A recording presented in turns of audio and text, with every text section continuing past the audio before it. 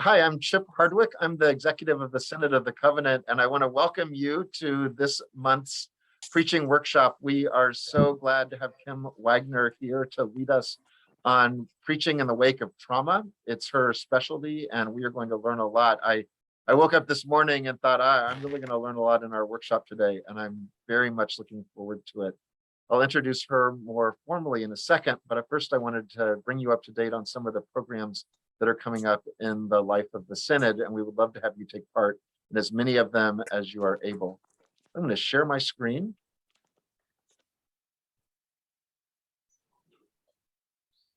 Well, I'm going to share my screen, and it looks like the PowerPoint that I was going to share. Here we go. All right. I had it all set up, so I knew I could do it. So David or Ed or Tricia, do you see the screen? Yes. Great, thank you. Wanted to let you know that our Matthew 25 grants, which are to support your churches as you work towards congregational vitality or against structural racism or systemic poverty, those are up to $5,000, and those applications are due by the end of September. I'll give you our website information at the close of this presentation so you can see where to apply for those and where to get all the other information. But we want to support your ministries. It's not a lot of money, but often change can happen like a mustard seed turning into a large bush. So we hope you'll apply for those. Some programs that we have coming up, Javon Caldwell Gross is offering a program called It's Not Just Sundays, Hybrid Church Growth in a New Normal. I was talking to a pastor on Monday night, and he was saying, gosh, it just seems like it's not enough now to just do Zoom worship, and we need to figure out what's coming next. And I said, do I have a program for you? And the whole idea of this is, how do we supplement our physical gatherings with virtual gatherings that are meaningful? And the main program is on September 15th at 6:30, but there's also kind of a program for tech beginners on the 9th. And then people who want to learn more and are really ready to dig deep on the 22nd. So I would love to have you come to all of those. Javon is a former student of mine, so I'm very proud and excited to have him lead us. Also in September, there's an advanced boundaries training put on by LeaderWise. It's a systems approach to boundaries training. If you are required to have boundaries training from your presbytery, this is a great place to come. It's all free. It's paid for by your presbytery and your synod. And the dates are September 13th and 14th, 1:30 to 4 by Zoom. Also, I should have mentioned that this program, It's Not Just Sundays, is fully paid for by the synod. And then I wanted to let you know that we are about ready to hire the organizer for Synod Communities of Color. This is a position that will help us to join together all the various from the various minoritized racial ethnic communities throughout the Synod, help those communities connect to each other, and help the Synod to learn from them and know how to support them.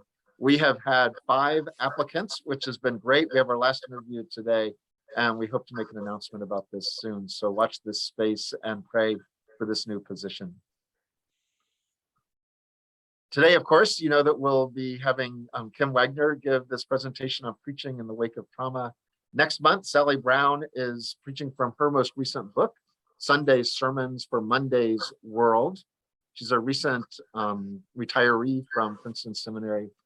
I'll be teaching in October on preaching for Advent 2022. And then Luke Powery, who is the Dean of the Duke University Chapel, will be leading us on preaching in the Valley of Dry Bones that are coming up in October and November. So I hope to put those on your schedule to come to these future preaching workshops. We would love to stay in touch with you. You can find out information on our website. If you haven't signed up for our newsletter, that's really the best place to get information from us. It only comes out once a month, unless the executive of the Synod, me, forgets to put an ad about the grants in the newsletter that came out 2 days ago. So there will be a bonus edition this month because I forgot to announce the grants. You can also find and follow us on Facebook and watch us on YouTube. That's the YouTube channel that I mentioned earlier. And then I would love to be in touch with you if I can help you in any way or support you and your church in any way. This is my phone number and my email address, and no one else listens to my phone calls and nobody else reads my email. So I'd be glad to talk with you if I could be helpful. I want now to introduce to you the woman of the hour, Kim Wagner. Kim is a brand new professor at Princeton Seminary. She moved there, her furniture got there on Thursday of last week. So when I say brand new, I mean really brand new. She was teaching before at the Lutheran School of Theology at Chicago, but she is a Presbyterian and she is a child of this synod. She went through the ordination process in the Presbytery of Western Reserve at Forest Hill Presbyterian Church. And so she is glad to be back among us. She is a minister of Word and Sacrament in the PCUSA, and she writes on, surprisingly, in the midst and wake of trauma, what does it mean to preach in that situation? That's particularly thinking about collective trauma, the role of the community, and the resources of our scriptures and faith to respond to these movements. Her book is coming out in 2023. And it will be about preaching in the wake of mass trauma, particularly thinking about mass violence, natural disasters, and public health crises. And when not preaching or teaching or writing or meeting over Zoom, she enjoys biking, tinkering on the piano, and walking with her dog, Toby, who is at her feet right now. So Kim, we are so glad that you're here, and I'll turn over our time to you. Welcome. Thank you so much. Thanks, Chip. And thanks you all for taking time to be here. It is really a joy. It does feel a little bit like coming home. This is my home synod, my home presbytery as Presbytery of the Western Reserve. So I'm delighted to be here. And I'm delighted to get a chance to just be in conversation with you all. We're going to do so I today want to walk through, and I'll give you kind of the script of what we're doing. We're going to do this in 3 sections. The first section is going to be thinking together about what is trauma, how does it impact individuals and communities? Because I think for us to begin to think at all about how we respond in our preaching to trauma, we need to kind of understand what's going on. Then we'll take a little break while I'll have time for some conversation and questions. And then part 2 is going to be, what is the preaching response, right? How do we think about preaching to this traumatic reality? Then we'll take a moment for questions and conversation. And then the last part is, what happens when the trauma continues, when the crisis continues?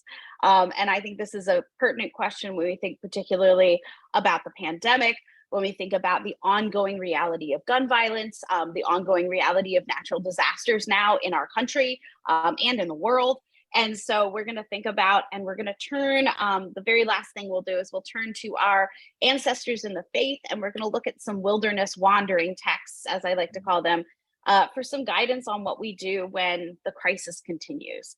So that's kind of the plan for the day. I hope that feels good to you all, and I'm going to try to fit all that in to about an hour and 20 here, hour and 15. Again, thank you again for the invitation. So I am going to screen share for the part that that I'm talking, and then I'll pull off the screen share so that we can all see one another while we're having our conversation. So let me do the screen share very quickly here. Awesome. Can you all see that? Thumbs up, nods. I see nods. Beautiful. Thumbs up. Awesome. Thank you. It's always helpful to have that feedback. So the very first thing I always want to offer when I'm doing talks like this is just a little bit of a content warning and invitation to self-care. We are going to talk about trauma. We're going to talk about shootings. We are going to talk about natural disasters. We're going to talk about traumatic illness and death.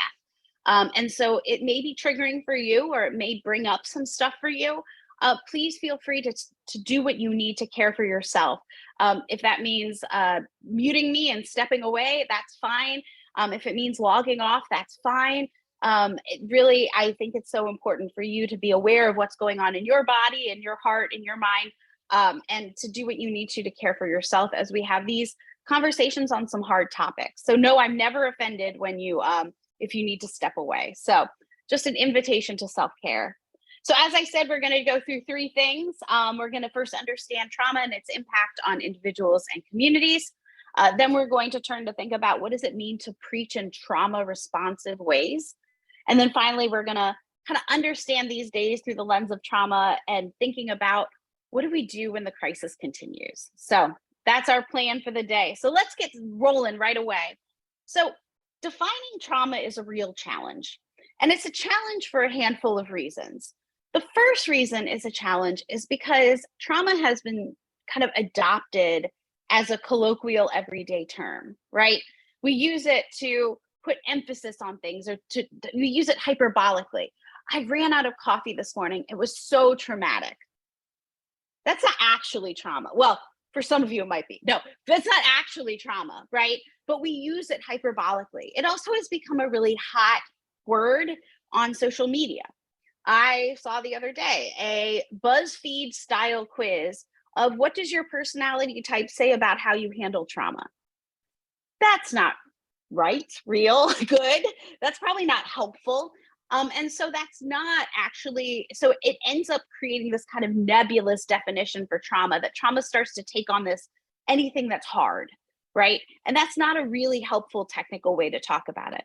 But even when we use it technically and well, it becomes a catch-all term for the response to multiple kinds or categories of experience, right? Everything from mass shootings to natural disasters to racism and white supremacy to poverty to LGBTQIA plus discrimination or sexism to traumatic illness or traumatic death. All of these categories cause trauma, right? And so it becomes this kind of big old catch-all term for all these different kinds of traumatic experience. And so that makes it a little bit of a nebulous term, right? It makes it a big, hard to grasp term.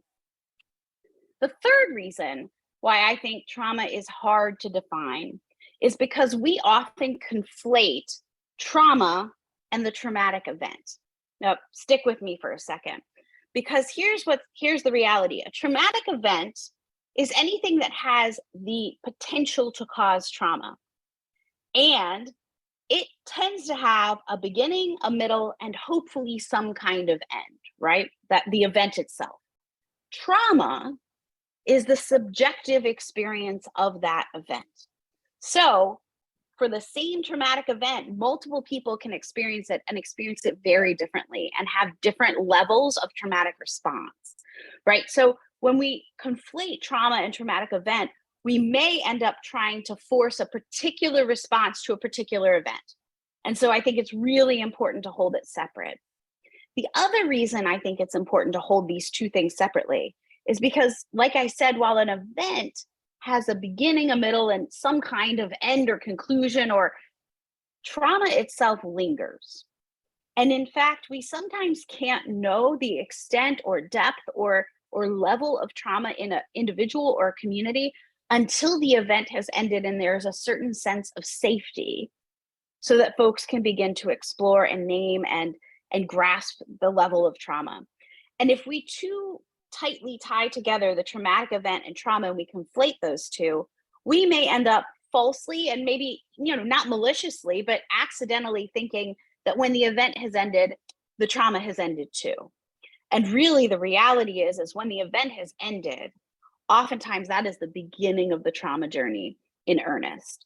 And so trauma is that which lingers. And so I think it's important as we think about defining them, very often they get conflated, even in some theological literature, they get conflated. And I think it's really important to hold those separate. Does that make sense why that's helpful, why that's important? Okay, good.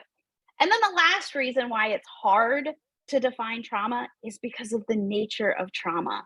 Trauma is that which cannot be grasped or made sense of. It exceeds our capacity to cope and adjust and make sense of what has happened.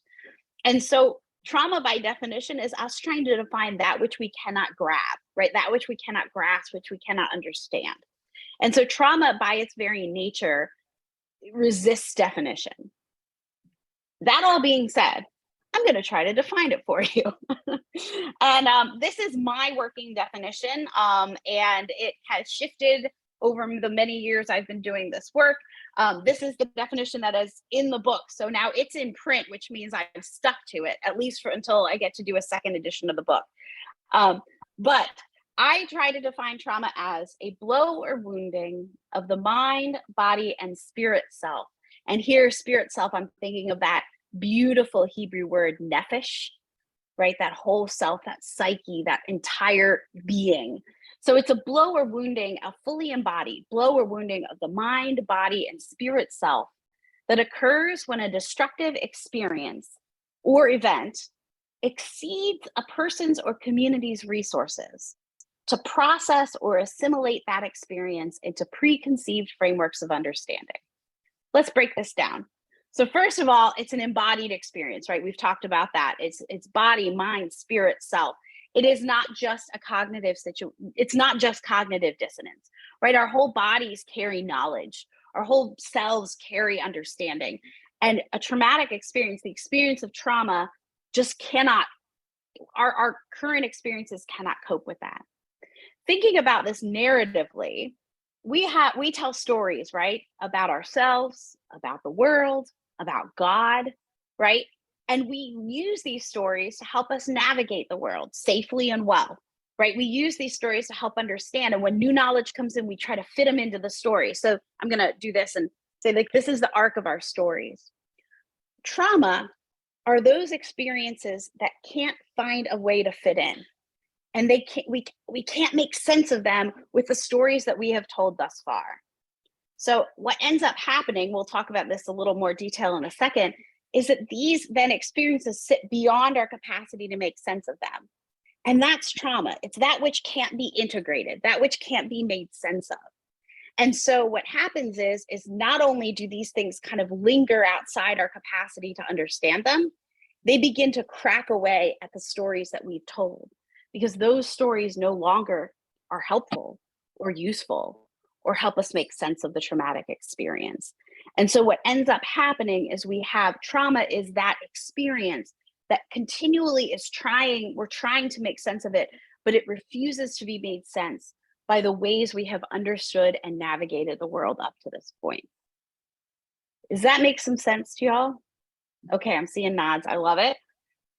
So I think trauma has two fundamental impacts. It has two fundamental kind of disorienting impacts. And the first impact is it causes a crisis of time. So like I said, if we think about all the stories that we tell, if the traumatic experience doesn't fit in, then what ends up happening is that trauma becomes an eternal present, because it can never find its way into our chronological stories.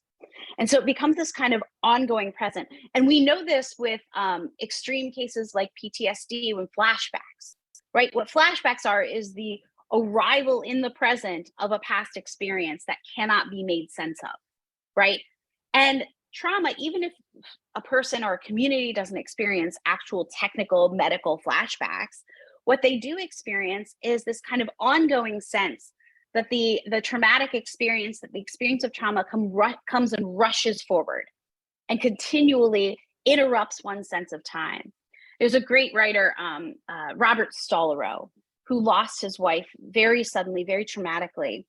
And he talks about this experience, and he says 15 years after his wife had died, he was at an academic conference. And he does behavioral psychology. And he was at an academic conference, and this woman came up to him and said, "Oh, it's so wonderful to see you. I think the last time I saw you was at your wife's funeral. And I just remember how you and sitting there with your children." And he said, and as if in an instant, I was transported back. And I felt like I was sitting back in that, like mentally, emotionally, was sitting back in that funeral, feeling my daughter's head on my shoulder, crying, right? And all the emotions, as if the death had happened a day before, we're right there again. And he said, and that's the way of trauma. It comes and rushes into the present, uninvited usually. And we talk about the things being triggering, right? And what that really is that something pulls that experience back to the present in full force, either emotionally or mentally or in images or smells or senses, that the traumatic experience comes rushing back. And when this trauma becomes an eternal present, it disrupts our capacity to figure out past, present, and future, right? It disrupts our capacity to hold time. Put another way, the past that was experienced or lived did not lead to the present that was expected. And so it is often really difficult to imagine a future. I don't know about you, but during this starting my time clock got messed up starting March of 2020 with the pandemic lockdown. And I don't know about you, I'm still having trouble with time. And a lot of people say, oh, it's because of that lockdown, it threw us all off and everything, and then we had to go online, and online spaces are disorienting. And I think all that can be true.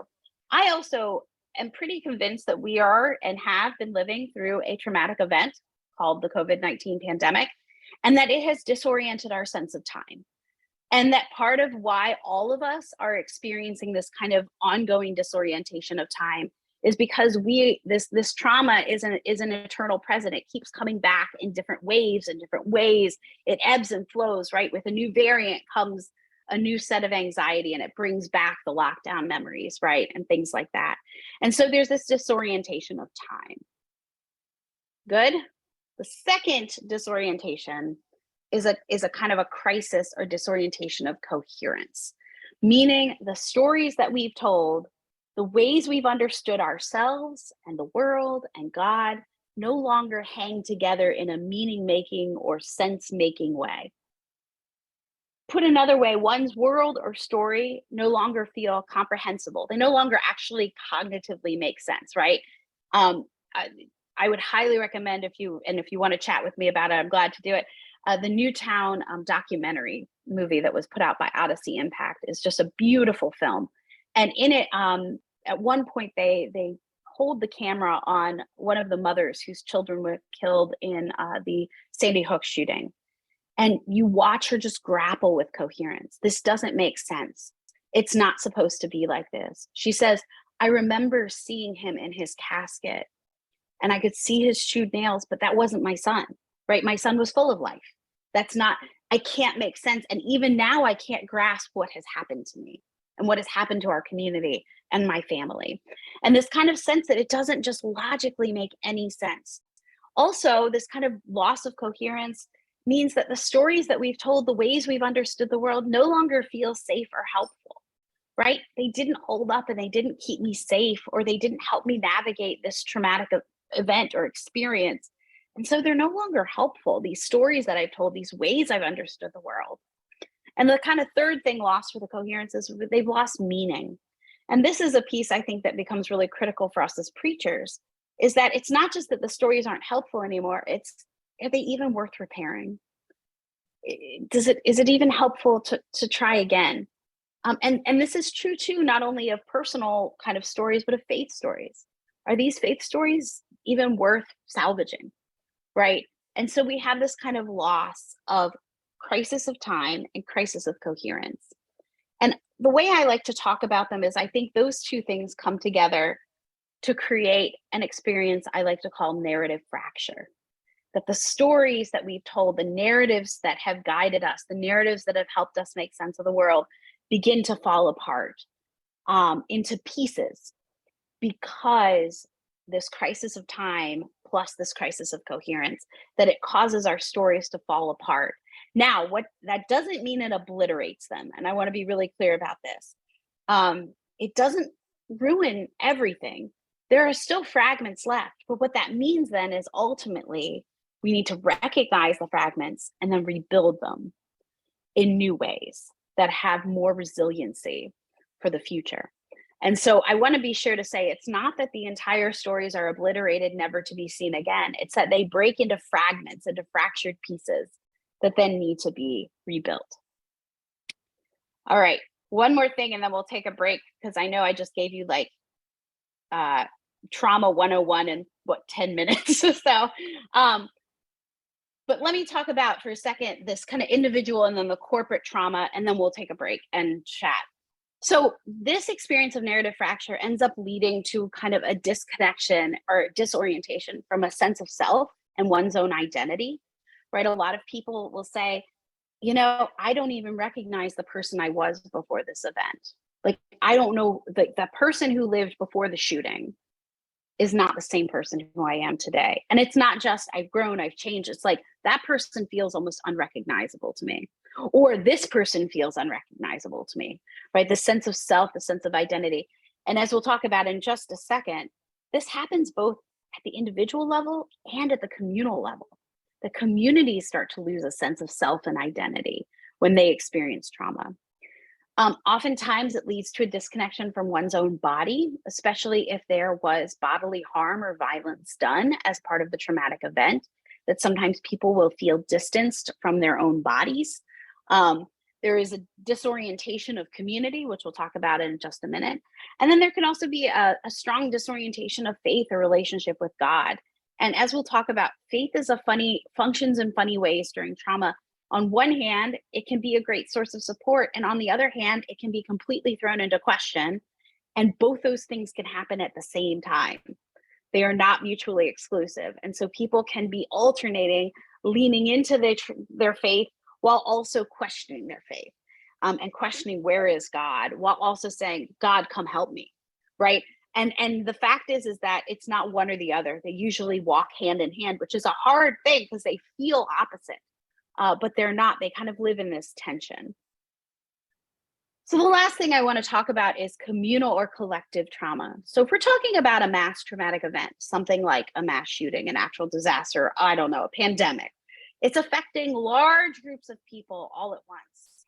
And the reality is, and this is a reality that makes it extra hard for preachers, I think, is that as we talked about, we have a bunch of individuals experiencing various kinds of forms and subjective experiences of trauma from the event, right? So you have all these individuals. Then alongside that is the experience of collective or communal trauma, which is different from and more than simply the 1 + 1 + 1 assemblage of individual traumas. So what you have is you have individual trauma, and then you have corporate and collective trauma. And the two obviously feed each other. So they in some way support each other, right? They nurture each other, but they exist very differently. But communal and collective trauma is itself a kind of disorientation, a narrative fracture at the communal level. The stories that we've told about who we are as a community, the traditions that have held us together, the ways that we have understood our bonds and our interactions start to fall apart, start to disintegrate. And so we end up with this kind of communal and collective trauma. And there's two ways collective trauma plays out in communities. The first is it actually can serve as a uniting force. So communities, and we've seen this, right? After a natural disaster that a lot of people were injured, folks will flood to a blood bank, right? To donate blood or to donate supplies. And we see communities kind of come together really, really tightly. And what ends up happening is these sub-communities of what I like to call the sub-communities of the equally wounded tend to bind together. And they're really helpful at first, right? Because these are communities that are able to understand one another's experience without having to explain it. They can really bind together. The problem becomes that when those communities, those sub-communities of the equally wounded solidify, they pull away from the general community, as you see in my image here with the big circle and the little circle. And the bar of entry to these communities is super high, right? Because if they're going to let somebody in, it has to be somebody who was wounded in the same way that they were, or they are. And so it ends up creating both a uniting force for those sub-communities, but it also ends up pulling them away from other communities. We see this within communities. So for example, I spent a lot of time talking with folks in Newtown. That's why it's one of my kind of primary case studies for that reason. And even within like the school community, all of a sudden there was a binding together of teachers and employees who were in the school when the shooting happened. Teachers and administrators who came after the shooting happened, right? And these sub-communities start form within even the community that experienced the trauma. The other thing that happens is a community that was struck by, say, a tornado binds together and pulls away from other communities nearby who weren't hit, right? They become really bonded and they can pull away. So that's the first thing. It creates a kind of uniting force, but which can also end up leading to kind of barriers. The second thing that happens is it forms separating forces within the community. So the community breaks on fault lines in two ways. The first fault line that it breaks on is fault lines of conflicts that have been lingering under the surface before the trauma. I don't know about you. I have never been in a community that has been without conflict. So I don't know, maybe all your churches have zero conflict, but if they don't, my guess is there's some conflict that's really obvious and there's some conflict that kind of bubbles under the surface.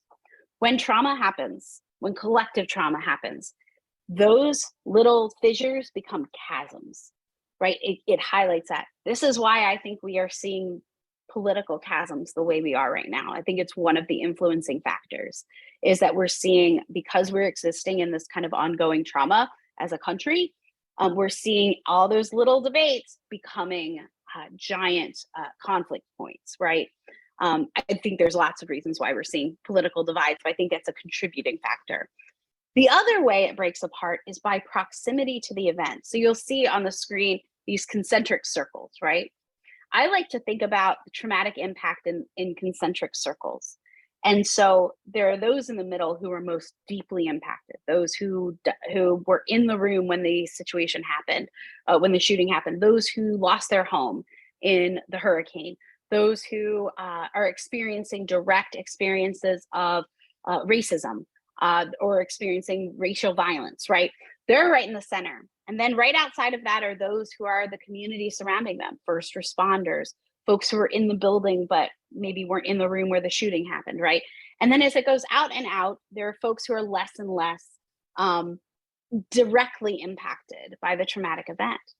Now, one of the kind of sneaky things about our brains and the way we're wired is that we have an allergy to pain, right? We don't want to be trapped in pain, right? And so there's a way that in communities, those circles begin to pull apart.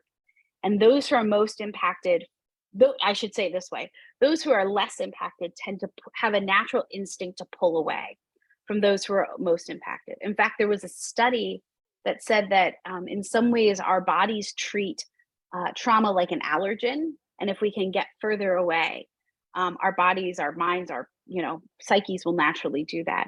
And so what ends up happening is these communities start to disintegrate because they pull apart, both along these fault lines of conflict that existed well before the trauma happened, the traumatic event happened, and along proximity to the event. And so we end up with communities that are threatened to be torn apart. And this is the situation into which we are preaching. And so trust me, I'm not going to leave you hanging here. We're going to talk about how do we address this. But I feel like it's important to understand both the nature and impact of trauma at the individual and collective level, because as preachers, we are dealing with individuals in a pew as a collective in our sermons. And so I think understanding both these things, I hope will be helpful. So I'm going to pause here and let you all ask some questions. So I want to know questions for clarification. You can feel free to unmute and ask or type them in the chat. I'm glad to answer either way.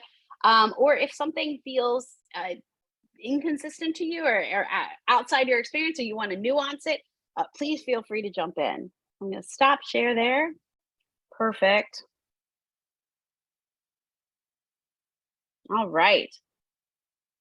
Does any of that make sense? Okay, I'm seeing nods. That's good. I want to give you props because you guys just did like trauma 101 and in an eighth of the time I make my students do it. So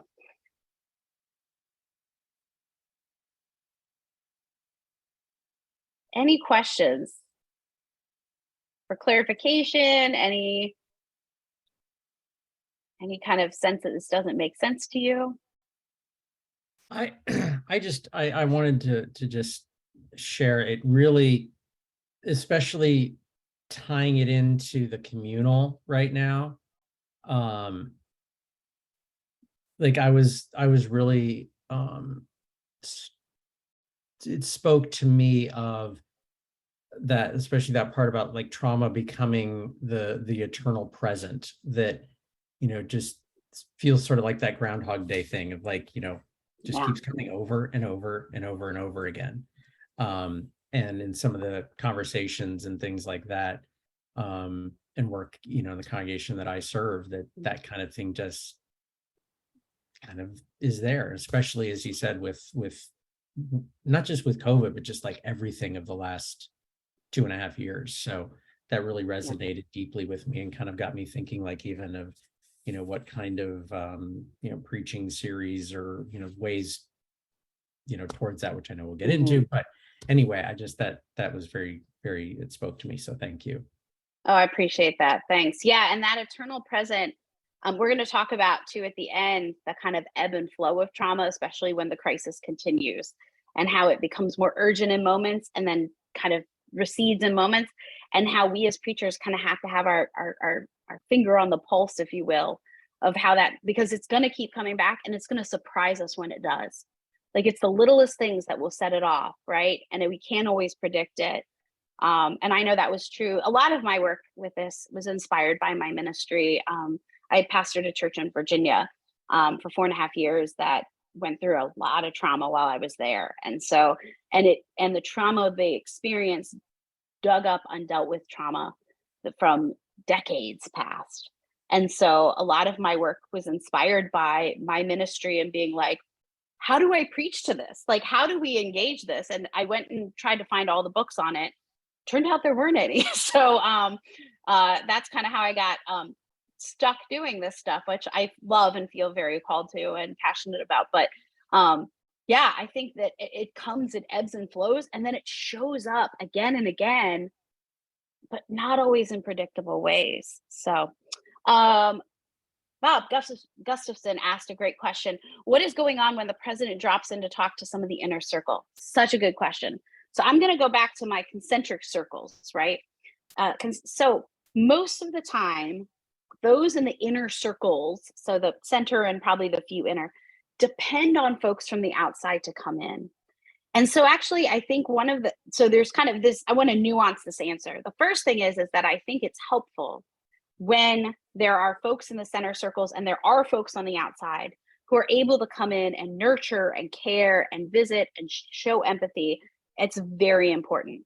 One of the hardest things about the pandemic is that there was no one outside, right? Unlike even Ebola pandemic, right? Or epidemic, there was no one outside. We were all in the inner circles. Some of us more concentrated, right? We know that the pandemic struck communities of color more deeply, struck impoverished and communities that highlighted health inequities and healthcare inequity. But we were all in the inner circles. And so for the first time in a long time, we were ministering from the inner circles to the inner circles. So the first thing I want to say is, I think it's a gift when folks from the outside are willing to come in and be present with those in the inner circle and serve those in the inner circle. And that at the end of the day, even if they don't know how to ask for it, folks in the inner circles need that. And so thinking about preaching, a lot of times if our congregations maybe aren't directly impacted by the situation, but are nearby or should care, a lot of what we can do is invite folks in to empathy, right, into those inner circles. Now, the question you asked, Bob, is about the president dropping in. This is I want to nuance this answer with that by saying that I think that there are times when that's very helpful because it can bring attention to the situation. Again, it shows empathy and care, as long as it is not political theater. The last thing we need in the center circles is political theater. And so I think I want to nuance that comment by saying that it is helpful, I think, at times for people in power, and especially people who are able to deploy resources to come and be on the ground and see what is needed and see the devastation and show care and empathy to those who are in the inner circles, but to make sure that they do it in a way that is not simply showing up and doing political theater to gain kind of look more empathetic, right? And so I think there's a fine line there when you ask the question about when the president drops in. And I think that's why those visits are always very fraught in the way even the news reports them, right? Because there's this kind of back and forth between it's important and we need it and it brings attention and it could gain resources for that community to be more resilient and to be able to build after the storm, after the crisis. However, we also want to make sure it's not just political theater. So Bob, I don't know if that's helpful. Yeah, thumbs up, I'll see it. Anita, will you speak to the challenges or opportunities of preaching ministry when the pastor is in the inner circle too? Yes, we will. I'm actually going to talk about that a little later. So would you mind if we hung on? All right, thank you. Yes, that's such a good question. We're going to address that more toward the end when we talk about when the crisis continues and how the pastor is positioned in the congregation as one who experiences, because with a mass trauma, if you are truly embedded and living with and among your community, you're going to experience the trauma too. So yeah, David, I saw you raise your hand. Yes, I'm just sitting here wondering how much of Scripture is based out of traumatic experiences and the trauma that follows that we recorded and God's people recorded and, wrote about it. Several scriptures come to mind, so I don't know if you're going to speak to that issue or not. Yeah. No, that's such a great question. And yes, we're going to look specifically. I'm going to bring in Habakkuk in a little bit. And I'm also going to bring in some of the Israelite wanderings, both their, post-slavery wandering in the wilderness toward the promised land, as well as thinking about their sending to and return from exile. But I think just to give a kind of quick answer to that wonderful question is to say that I think Scripture is full of trauma and people's wrestling with God in the midst of trauma. Most of our Psalms are God's people wrestling with God, with one another, with their own identities in the midst of trauma.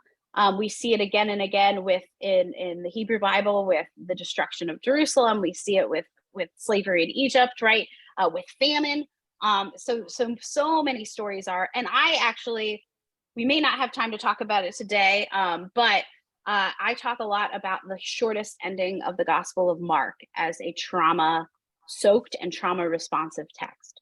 And the way that the resurrection is told is actually a model for us for trauma-responsive preaching, because it is a text that does not force good news, but the good news is present alongside the trauma.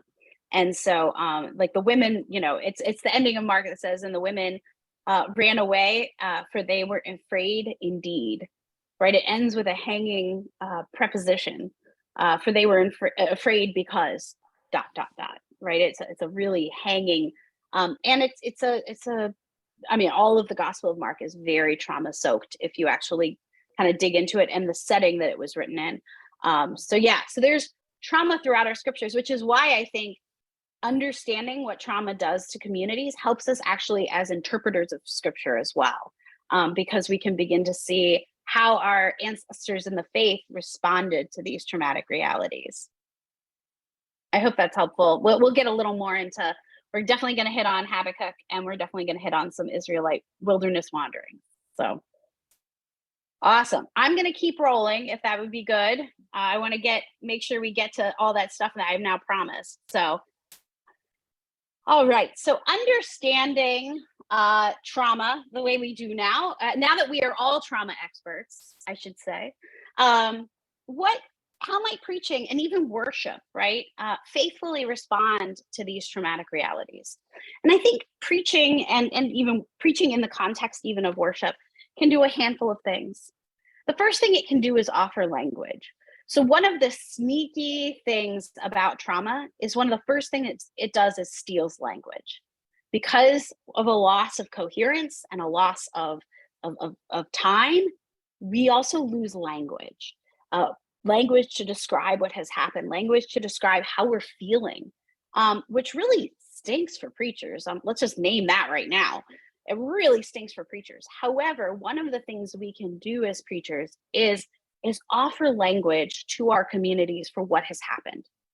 And to be honest about what has happened, not only the actual historical event or experience, but also we've lost the sense of safety. We've lost a sense of communal connection and trust. We've lost a sense that we are immune.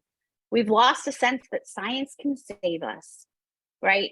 All of these kind of truths that we have held that have been thrown into question, right? We can even name, we have lost, maybe you like me are struggling with where God is right now, right?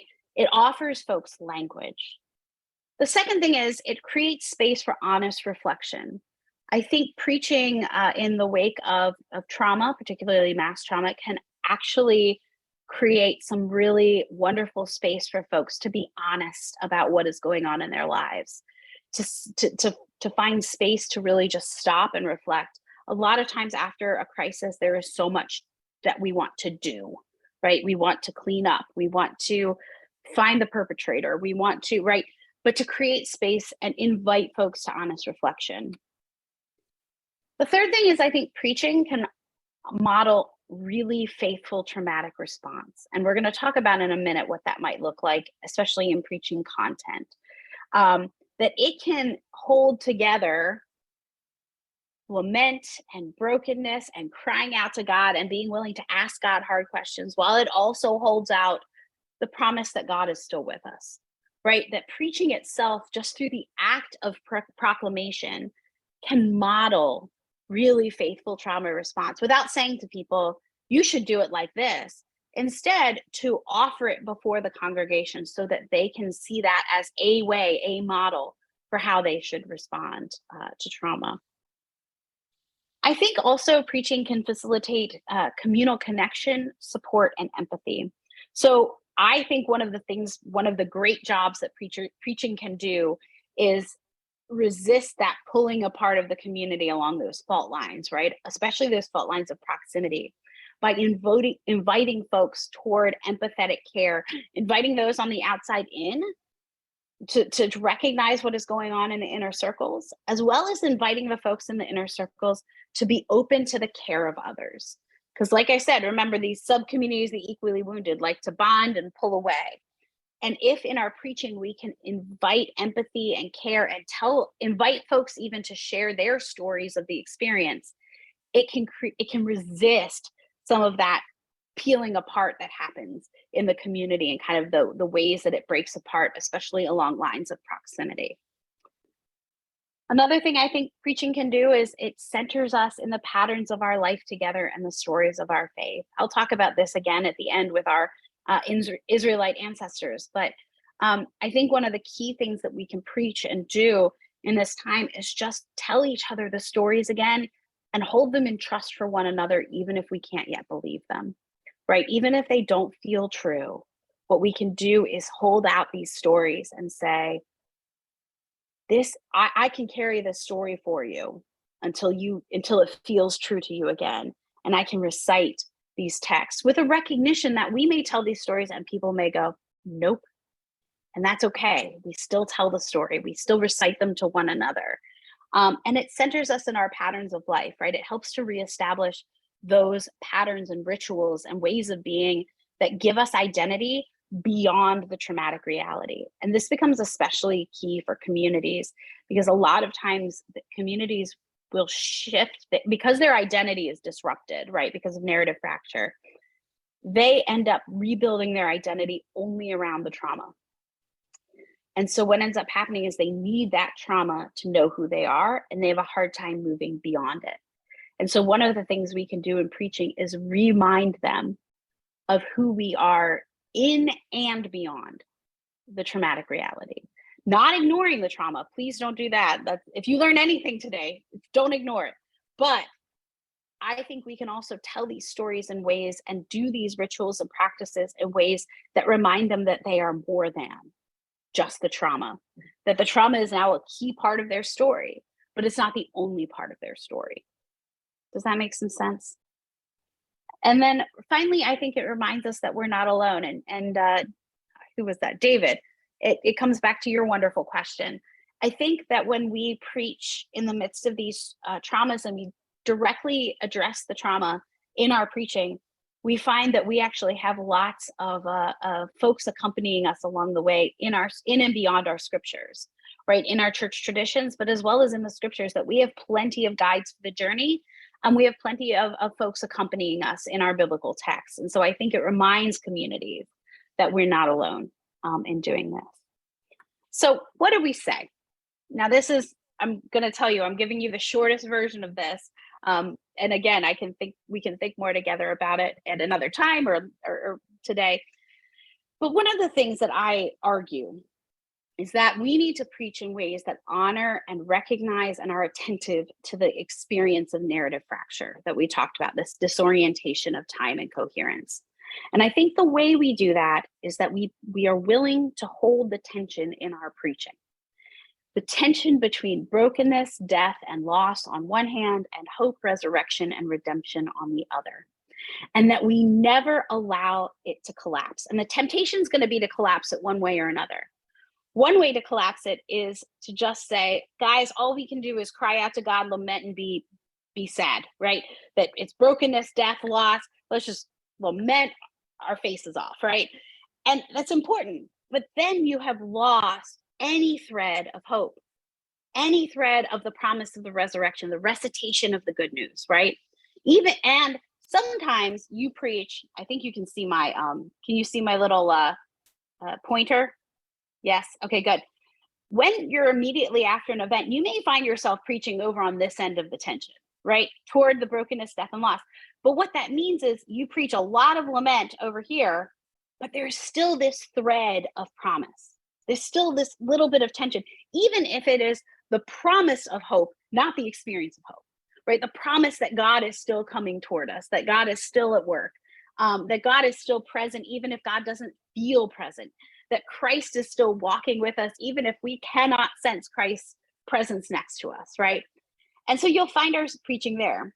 The other way that we are tempted to collapse this is this way, toward hope and resurrection and redemption, because what we want to do is we want to say, it'll be all right in the sweet by and by.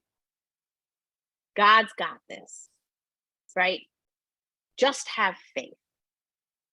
And the problem with that is it forecloses the holiness of lament, and it forecloses the actual recognition of what is happening in the community, because the tension is where our faith lives, right? It lives in that tension. And I talk a lot about what does it mean to preach in a Holy Saturday space. The destruction has happened, right? The traumatic event has occurred, and resurrection is on the way, but it's not yet fully present. And this is where we live. This is where we preach. We preach in this kind of Holy Saturday space. And it may be closer to Sunday morning, it may be closer to Friday, but it is a Holy Saturday space. But it's not any Saturday, it's Holy Saturday, which means that resurrection is coming. So it's not just we're preaching in the midst of any Saturday. It is Holy Saturday space. And so I invite you to think about what it means. I'll be honest, I hope you preach in this tension all the time, that even on the most glorious, let's call it Easter Sunday of 2019, I still hope that you preach over here and not collapse all the way to hope and resurrection. Because let's be honest, the good news of the resurrection is only good news because of the reality of the world, right? We don't need new life in the faith if there's no death, right? That we always preach in this tension. However, I think it's really important for preachers to be really cognizant about where in that tension you are preaching, especially in the wake of and in response to trauma. In fact, in my preaching and my poor students, in my preaching and trauma class, when they preach in class, I sometimes will ask them, where on this arc do you think you're preaching this sermon? Where do you think this sermon lands? And trying to get them to be self-reflective about how they're holding the tension between brokenness and hope. And so my invitation to you is to think about, especially preaching in the wake of trauma, to live in that tension and to be willing to preach in that tension without letting one crush the other. And you do that, I think, both in sermon content, so there's all the different edges, and in sermon form. And we could dig into this all day. We will not, because I want to get to the other piece. But I think that we can honor narrative fracture also with our sermon form by resisting moving to quick answers, by refusing theological bandages, right? I gave you some examples. God's got this. It'll be okay in the sweet by and by. I like to say that those feel like theological bandages thrown over wounds that actually need surgery, right? They're quick repairs that are not actually going to lead to ultimate recovery and healing. And to resist easy resolutions, to tell stories in our sermons that are not, and they lived happily ever after, right? That are willing to hold and live in tension. Maybe even ending our sermons with kind of frayed edges or with a question, right? Allowing our sermon form to model this tension that we're talking about, both in how we talk about, in what we say and how we talk about it. And we are not left without theological and biblical resources for this, right? I've talked already, the Psalms do such a fabulous job of just smashing together, right? Crying out to God, God, I am but a worm. Where are you? What's going on? I'm obviously paraphrasing here. That's not a direct quote from scripture, but and I will praise you, God, because I remember your good works. And because my ancestors, you cared for them, so I trust that you will care for me. So the Psalms are willing both in content to hold that tension and in form to smash those two things together without any kind of bridge or link, and allow those two things to live side by side in tension with each other, right? So the Psalms give us a great model of this. I love the concept. So as Chip mentioned, I have been hanging out with the Lutherans the last four years or so. And I'm stealing from them permanently the concept I love of simultaneously saint and sinner. That's their cool little symbol of saint and sinner. And this idea that we simultaneously live, and I mean, let's use Reformed language, as both redeemed and fallen, right? As both sinful and redeemed. And so we live in this tension all the time. This is at the heart of our faith, and we have models for this. And as we talked about, we have models in the cross and resurrection, right? It is not that the resurrection crushed Good Friday, and it is not that Good Friday crushes the resurrection, that we walk through that Triduum, we walk through those 3 holy days together every time. When we tell the story, we tell all 3 of those days, right? We tell all of it. And so we have language for this.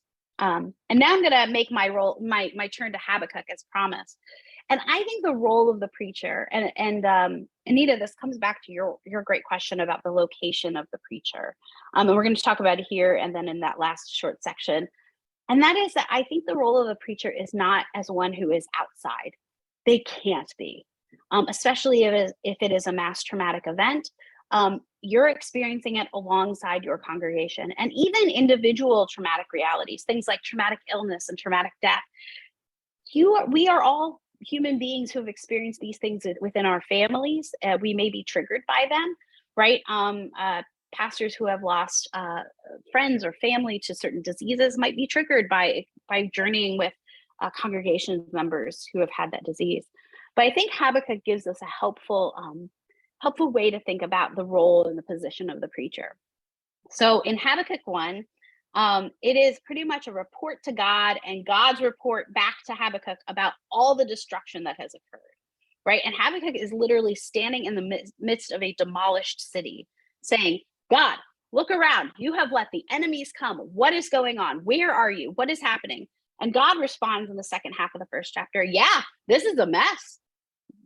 The enemies have come. They have destroyed your city. In fact, there's some great trauma language in there. The destruction is so much that that no person shall be able to fully grasp or describe it. That's trauma if ever I've heard it.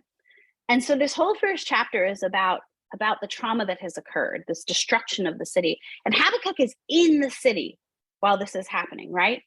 And then we get this shift in chapter 2. And chapter 2 begins, verse 1 begins, but I will stand at my watch post and station myself on the rampart. I will keep watch to see what the Lord will say to me and what the Lord will answer concerning my complaint. And to me, this might be the most helpful way to think about the position of the preacher. It is not someone coming in from the outside, right? It is not someone who is immune to or unaffected by the traumatic reality, but it is someone who is willing to stand right there in the city, but looking beyond and being able to speak honestly about what is going on in the city, in the situation, in the trauma, to name as well as they can with the recognition that it will always be incomplete because of the nature of trauma, to steal language and to steal our capacity to grasp it, while also looking to see what God might still be doing or saying, right? And what I love about Habakkuk is he doesn't go up on the rampart, up on the wall and say, broken down wall probably, and say, I see God coming. He says, I'm going to stand here and I'm going to expect that God still has something to say, and that God is going to show up, and I'm going to be ready for that. And so I think the position of the preacher is not as one who is your job to fix it. It is not your job to pretend like it's not impacting you. In fact, by doing that, that is usually one of the number one things that leads to clergy burnout. Because when folks try to pretend they're immune to what's going on in the community and the world, and instead to be in the midst of the city, to lament with the city, to cry with your people, to lead your people in lament, to be honest about what has been lost, to ask hard questions, to cry out to God, but also to position ourselves so that we can see the promise of hope, the promise of God's presence coming toward us. And so that kind of location of Habakkuk, I think, for me, and Anita, I hope this is a helpful image for you, it helps me think about what does it mean to stand, literally not only preach in the tension, but as preachers to stand, to be positioned in the tension between brokenness and expectation, and that we locate ourselves in that space. All right, I'm going to pause there and stop share. We'll do a few questions and then for about 5 minutes, and then I want to close. I have about 10 minutes left to share with you. So,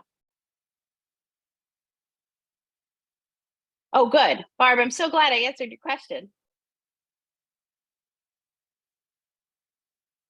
I love it when I can get the picture back and see that I've already answered questions. That's a beautiful moment. Yeah, Jesse. Hello, Kim from Cleveland. Hi. It's good to see you. Hi, good to see you. I think about the importance of self-care in this role before the trauma happens, having stood in the center of things and had to wait for a word to speak, to be spiritually alive and centered well before the trauma hits is so very important, to just expect that it will hit, because not everybody who experiences trauma has to speak to it. We do.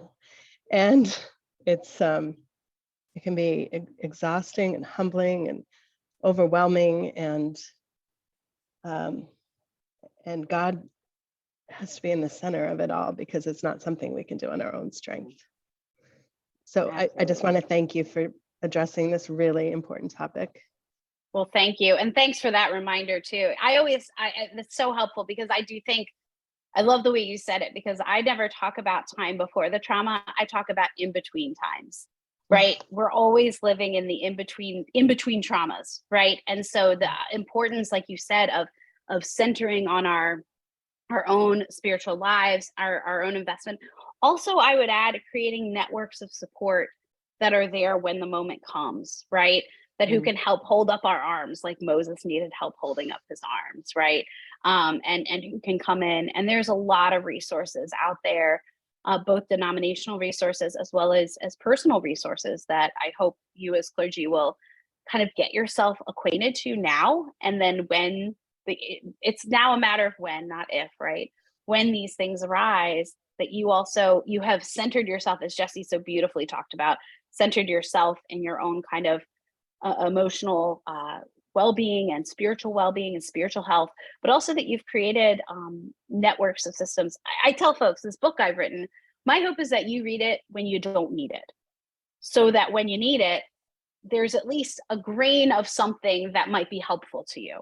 My expectation is not that someone who is leading a congregation through especially an acute mass trauma is going to have time to pick up and read my book.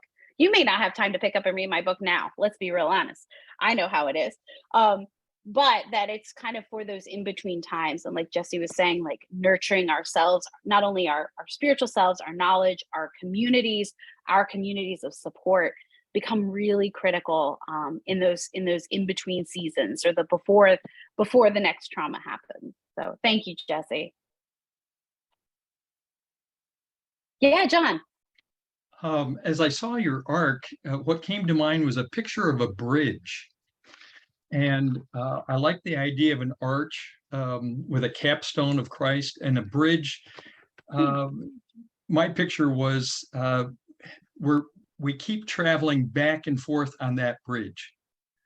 So we experience trauma, we go over and experience resurrection, we're back, and constantly, and we build on those experiences in a good way or in a bad way, depending on whether we ran over the bridge too fast.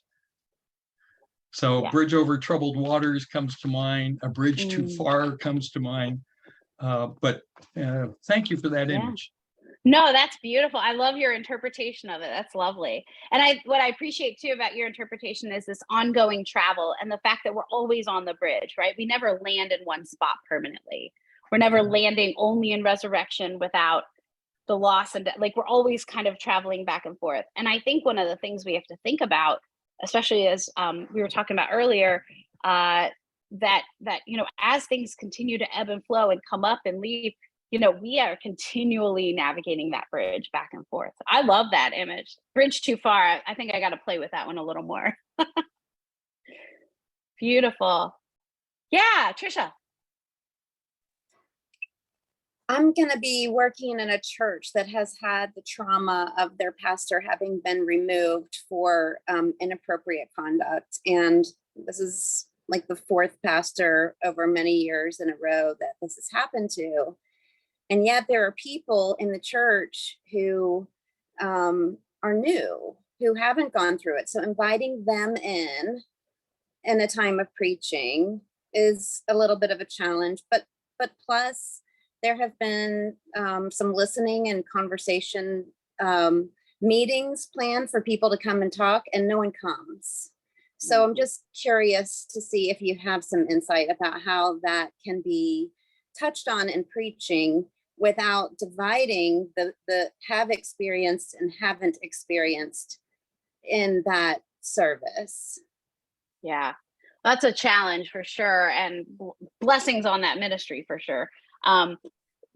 Two things quickly come to mind. Of course, it would be, knowing more would be helpful, of course, but two things come to mind. The first is actually, let me do the second one first. The second one is your kind of sense of like, folks aren't showing up for these conversations.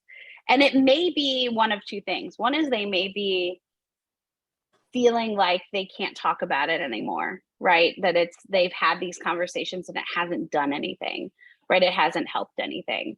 And so they're not showing up. The other reason they may not be showing up is because they aren't ready to face whatever is hurting and broken in the community that has that has happened because of this pastor and previous pastors' conduct, right? That to face that is scary. And trauma work is hard work, right? It is not easy, and it takes a huge amount of it takes a huge amount of courage. So that's going to take me to the preaching moment. I think two things to think about in the preaching moment that might be helpful. One is that one of the greatest gifts that you can give a congregation that is resisting having these kind of hard conversations is to establish safety. Judith Herman, in her kind of foundational trauma book, Trauma Recovery, she says that there are three kind of major moves in trauma recovery. And we talk about recovery, not healing, right? Because healing kind of insists that things go back to how they were before. Recovery is a different animal. But one of the first steps she talks about before we can re-narrate the story or start to talk openly about the trauma is to establish safety. And to do that emotionally, I'm talking about physical safety, emotional safety, spiritual safety. And so one of the things that you might be able to do through your preaching that might facilitate these other conversations is to establish safety. And one of the ways I think you can do that is by modeling the capacity for faith and for community to hold hard things. A lot of times I think there is a sense that hard things are not welcome in worship. Right? And that, or that hard things show a lack of faithfulness. There is this kind of deep-seated Protestant BS, I'm going to call it, that says that when I am not feeling good, that is somehow a flaw or a lack of my faithfulness, right? And it comes from deeply from, I mean, we don't even need to trace the history where that came from, but it's there and it's deeply seated. And especially in older congregations or congregations that have been established a long time, there's this kind of unspoken thing that says, when I am hurting, when we are hurting, it is a sign of unfaithfulness. And I can't bring that hurt here without feeling shame or without thinking that somehow it will divide me from God or from my community. And so in your preaching, by highlighting texts that have conflict, that have trouble, and that God is still present, can, I think, be really, really helpful. And the good news about preaching that kind of thing is it invites those who have not experienced this in, right? And it opens those who are inside to be open to what is beyond them, and that their identity is not limited by the traumatic reality. So the second thing to say is I think the preaching can invite folks in and out, right? I'm thinking of these concentric circles again, but it can invite folks to talk to one another and to tell the stories with a recognition and invitation that it is actually holy work and it is not somehow against God or against a sign of unfaithfulness. Is that at all helpful, Tricia? Yes, thank you very much. You're welcome. Blessings, and feel free to reach out to me. I'll give you all my email at the end. Feel free to reach out. We can chat some more.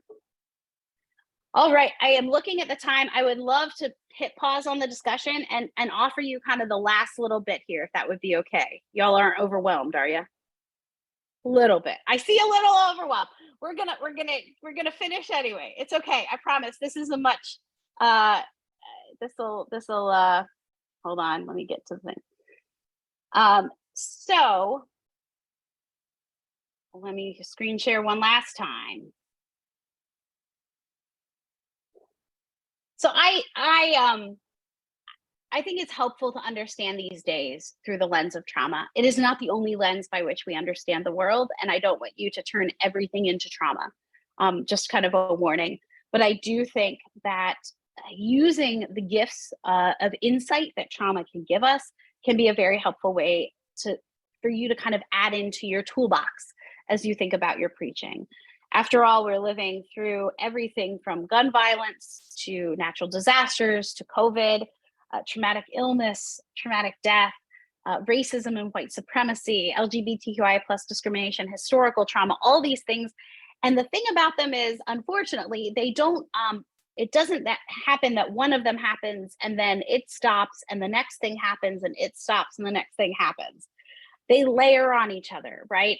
And so, Tricia, the trauma your congregation is going through is piled on top of or is mixed in with traumatic illness. It's mixed in with the realities of racism and white supremacy. It's mixed in with COVID. It's mixed in with, all these other things that are happening. And the thing about when these interact is that they can both highlight and exacerbate one another. So, for example, when the pandemic hit, all of a sudden we saw uptick in recognition of racial violence in this country. It's not an accident, right? It is because when trauma highlights trauma doesn't lead to more trauma, but trauma will uncover other traumas that are happening at the same time. And so a lot of you will find in your preaching that you may think you're addressing one thing, and then all of a sudden another trauma will appear, right? Or another situation will be highlighted.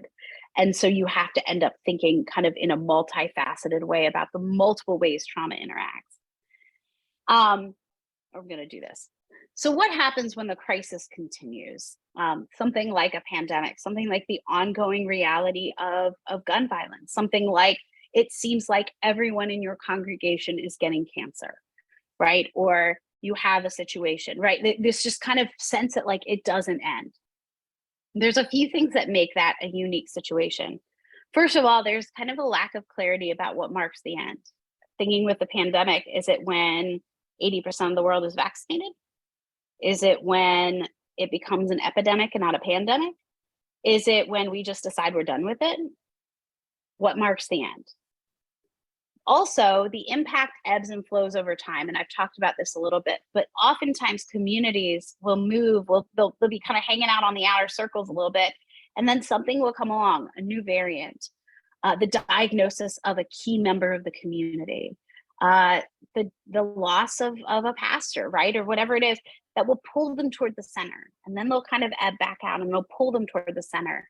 We see this a lot also with kind of historical and generational trauma like racism and white supremacy, that racism always, for especially folks of color, the BIPOC communities, they live kind of in these inner circles anyway. And then George Floyd is murdered and they get pulled to the center, right? And then they can ease back out. And then Breonna Taylor, right? And you just kind of keep getting these incidents and they keep getting pulled to the center.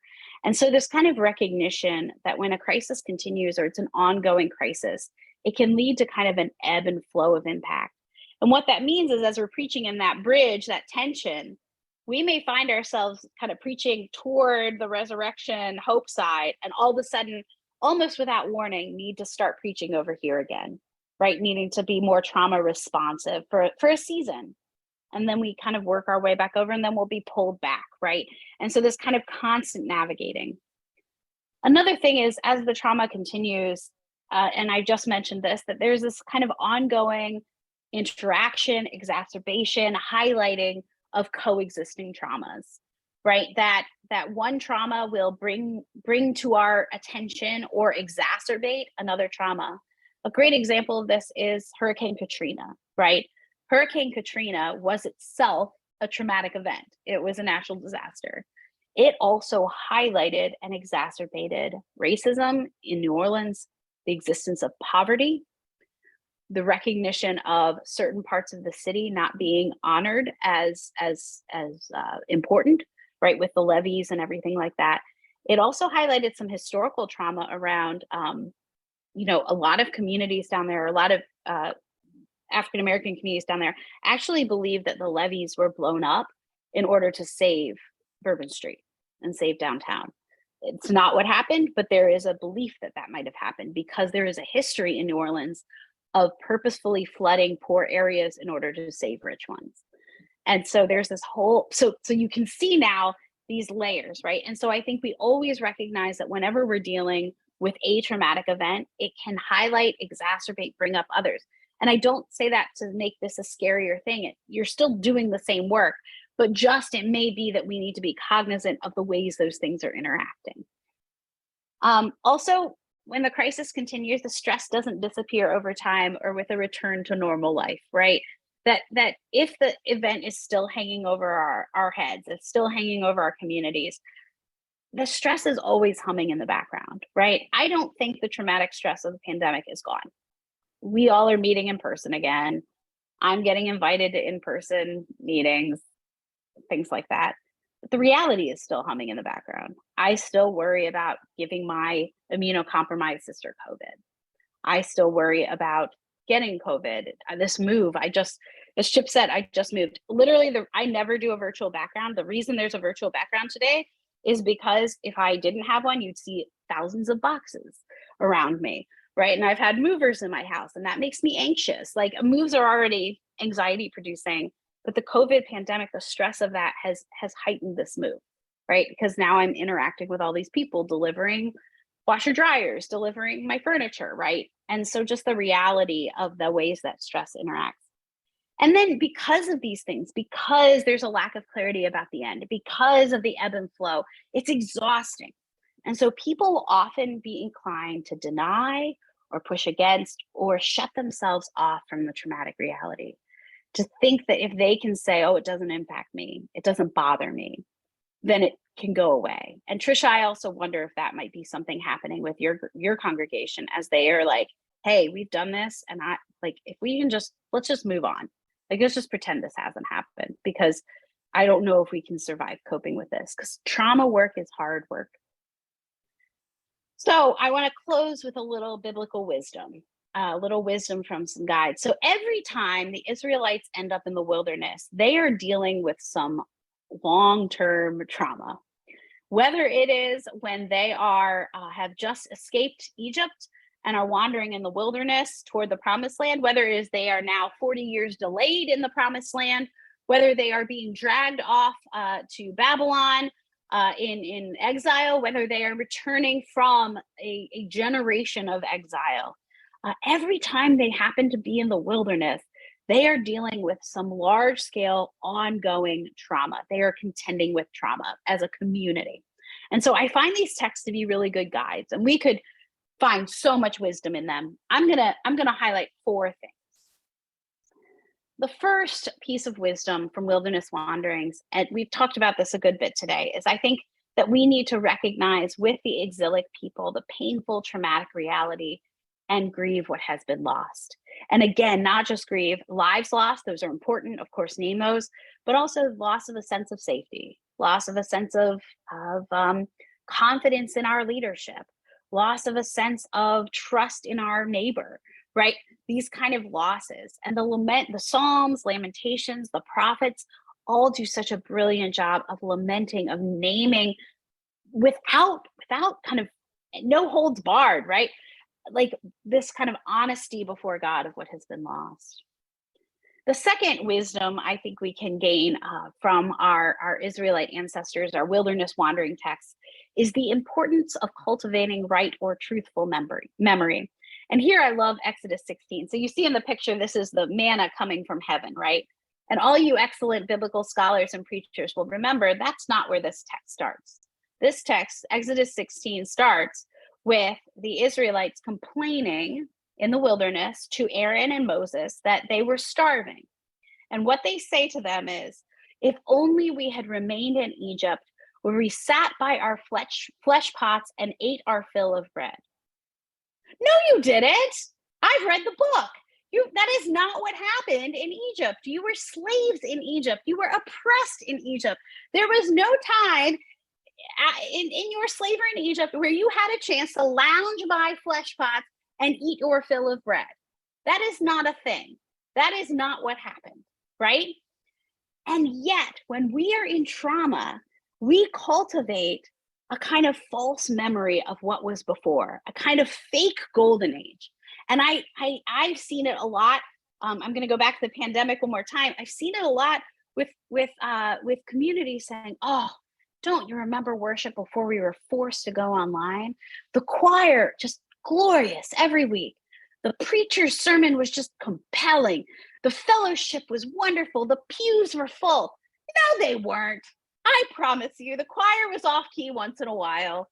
I promise you the sermon wasn't compelling every week. I'm guessing the pews weren't full every week. I'm guessing fellowship was nice, but not perfect, right? That people were complaining about something. But there is this way we cultivate false memory, because in the trauma, we want to believe that there was some beautiful golden before time. And so I think one of the things the wilderness texts teach us and remind us is to cultivate true memory, which leads to number 3, that there is no true return, right? And I think about the Israelites returning from exile back to Jerusalem, and they could come back and they could stand on the same street corner with the same exact people, and it wouldn't be the same. The city has changed and they have changed, right? That the setting has changed, the life has changed, the trauma changes us as individuals and as a community. And so I think the importance of recognizing that we can move forward, we can recover, we can reimagine a life together, but that it's not going to be the same as the past. And it's certainly not going to be the same as some imagined golden age that we have of the past, right? And I also ask the question, just as a side note, do we really want to return? Because oftentimes traumatic events expose things that are broken in our systems, in our worlds, in our community. And so do we really want to return, or do we want to rebuild with this new recognition and this new insight?